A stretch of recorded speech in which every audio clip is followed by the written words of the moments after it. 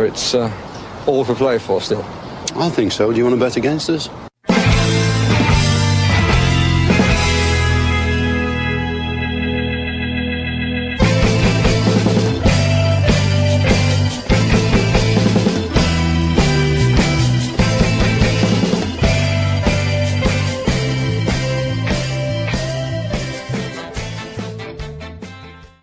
Hello, Aston Villa fans, and straight away into it. Thank you for joining for this team sheet tantrum for Aston Villa versus Monaco on the French Riviera. The team is out, as you can see here. It's Martinez in goals, Cash, Konza, Mings, Digne, Tielemans, Kamara. Buendia gets the start today. Bailey, Rogers, and Watkins. So Buendia coming in for the injured Andre Onana. Not Andre Onana, Amadou Onana. I think if you never said that, I don't think anybody would make the mistakes, but no, it's the first thing that comes to my mind every time I hear his name is the wrong name. On the bench, we have Joe Gauci and Robin Olsen. One of those two gentlemen will have a fine couple of days down in Monaco with nothing to do. Kostin Jelkovic is there, Lamar Bogard, Ian Matson, Sils Finkels, Caden Young is there, Jacob Ramsey, and John Duran. So there's a very Dutch line to that subs bench, Lamar Bogard, Ian Matson, Sils Finkels. But there's a smattering of youth there on the bench as well. And look, it's their bench is going to need to be used at some stage. Ramsey drops out of the team, as people have mentioned as well there, and Bailey comes in as well for that extra bit of pace. So let's see how this team goes. The big one, as I say here, is Buendia is getting his chance. There's been rumours that Buendia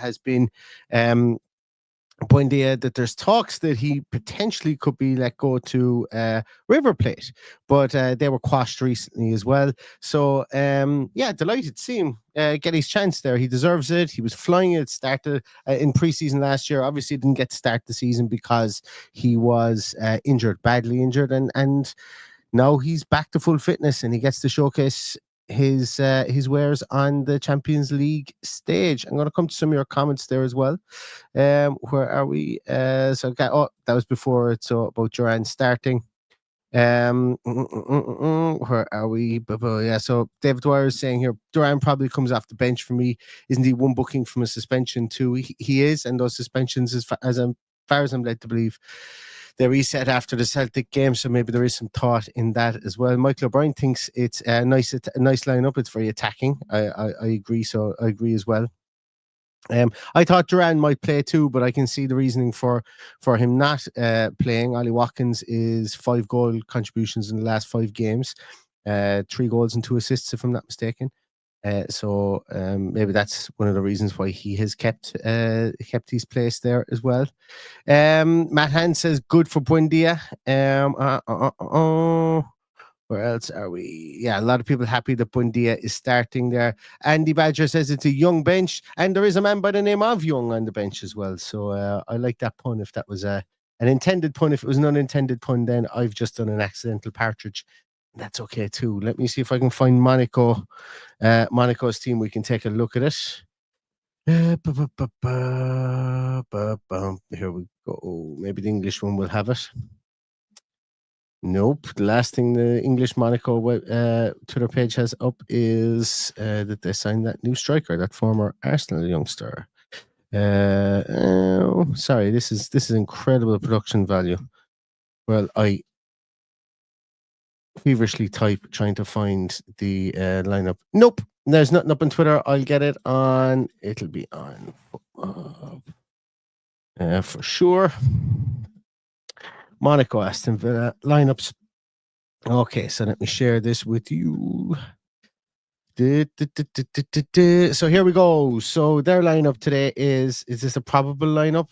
This is the predicted lineup. Yeah. So they don't have the exact lineup. That was a waste of time.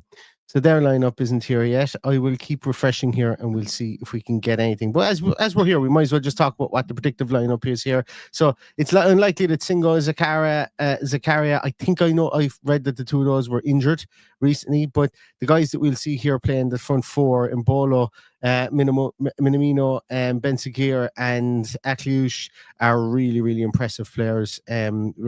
Any defence would have their work cut out against that front four, the way they move, the way that Eddie Hutter has them drilled is quite impressive, and they're very good. Centre half there, Kier, we've seen him at West Ham, so we will know him very much so. And right back that I really, really like. Watch him get forward. He's a really progressive right back. I wouldn't be surprised that if he doesn't nail down the Brazilian right back position at some stage, if he hasn't done it already, is Vanderson. Just a really, really progressive and good right back there as well. So we don't have an exact lineup for Monaco yet. I'll just try one more. This is where Paddy comes in handy so that he can fill while I start typing stuff. But I'm going to try Flash Score to see if Flash Score they will potentially have some things up. It's still in preview mode for those guys as well. So let's just see if...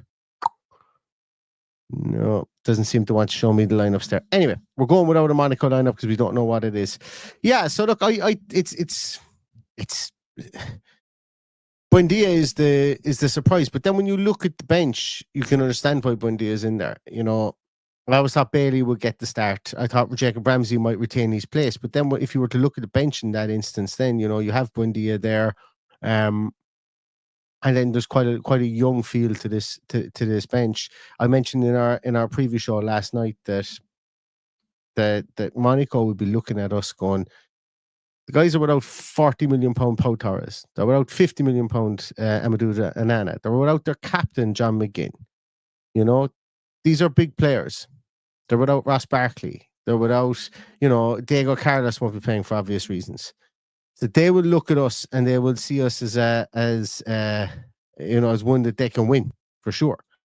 And they should be looking at us, you know, coming to their house, down a lot of players for through injury. They should be looking at this as a game that they can win.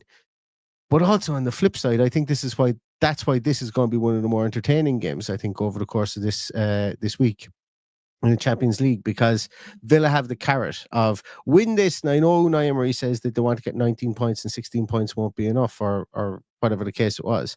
But win this one today, and you really have to think that you've got one hand and four fingers on a place in the top 8. You really do have to think that. Definitely top 16, I think. And Unai Emery came out today saying our objective is to get top 8.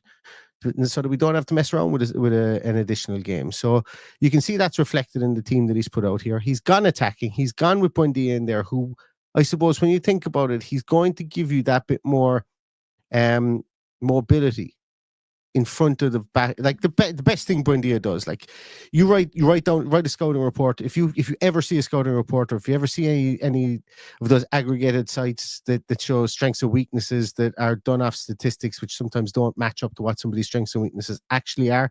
But if you ever see any of those and you see and that's why statistics will never tell you what a strength and weakness is correctly, because Emi Buendia's biggest strength is the fact that occupying that space just at the edge of the attacking third, pulling defenders further forward and keeping defensive midfielders in check by making sure that they have to patrol that area, because he's so active in there. He's so, like, we all know, okay, you look at him, sometimes he misplaces a pass, sometimes he looks frantic when he's on the ball, but that's part of his game. That's what opens up corridors for us. That's what did in Unai Emery's first season. Opened up a lot of corridors through the middle for us. We've given out recently about the wing play not being where it needs to be. Well, one of the easiest way to strengthen your wing play is to start playing through the defense a small little bit, and through the middle of the field a small little bit, and then hopefully Emi Buendia will be able to do that. So, guys, I did mention that this is going to be a shorter team sheet tantrum today. I do have things I need to attend to before the game.